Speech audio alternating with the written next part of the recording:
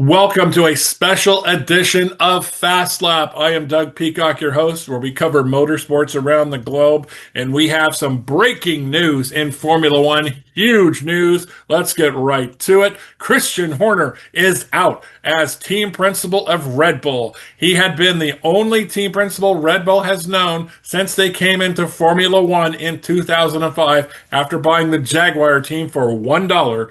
Christian Horner out at Red Bull, effective with immediate effect of midnight last night. He wasn't allowed to address the factory this morning and all the employees. Watching and being part of the team has been the biggest privilege in my life. I want to express my gratitude to each and every single member of the team that has given so much during the last 20 and a half years that I have been here.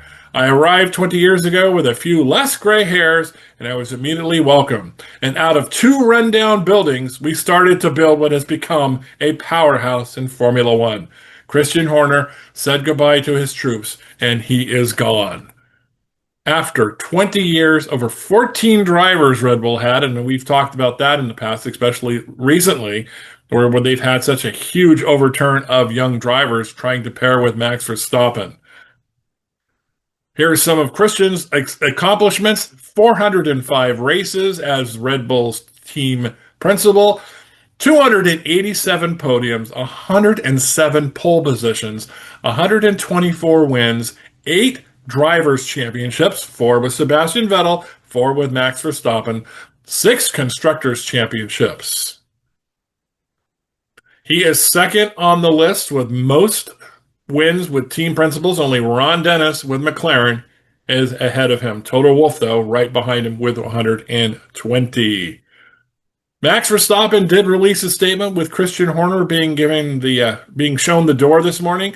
He goes, "From my first race win to 4 world championships, we had shared incredible success, winning memorable races and breaking countless records. Thank you for everything, Christian."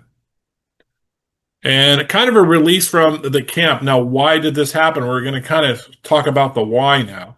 This comes from the Max Verstappen management camp. "We have a contract with Red Bull and we are committed, as we have been for 11 years. We now mainly want performance to return. And quickly, too. Max wants to get the best out of the material he has at his disposal. But we also realize that the championship is no longer possible. We were informed in advance about this decision by Red Bull management. It's up to Red Bull to expand on why they did this. We continue to focus on the sporting side and are looking for more performance so we can return to the top. In that sense, nothing changes." That's from the Max Verstappen camp and his manager, of course, his father, Jos Verstappen, probably a part of that statement too. Well, let's take a look at some of the whys. According to Ben Hunt, who's the editor-in-chief of motorsport.com, if this is a power play by the Verstappen camp, it would appear that Red Bull has done everything to facilitate to keep Max in that car. Of course, we all know that Max has been being rumored to be going to Mercedes, that Toto Wolff has been after him. We talked about that on our last episode. But Christian wasn't the only one who got shown the door today. We also lost other 2 senior figures. The chief of marketing, Oliver Hughes, and the group director of communications, Paul Smith, were also given their pink slips today at Red Bull. Well, this is kind of a thing that's been happening at Red Bull.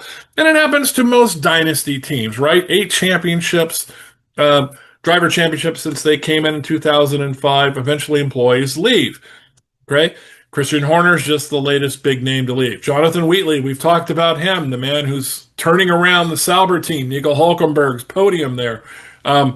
Jonathan Wheatley was the director of operations at Red Bull. He left in the middle of last year, and Red Bull has gone into a terrible spin since then. We also had Rob Marshall leave, one of the big design chiefs of the car. Where did he go?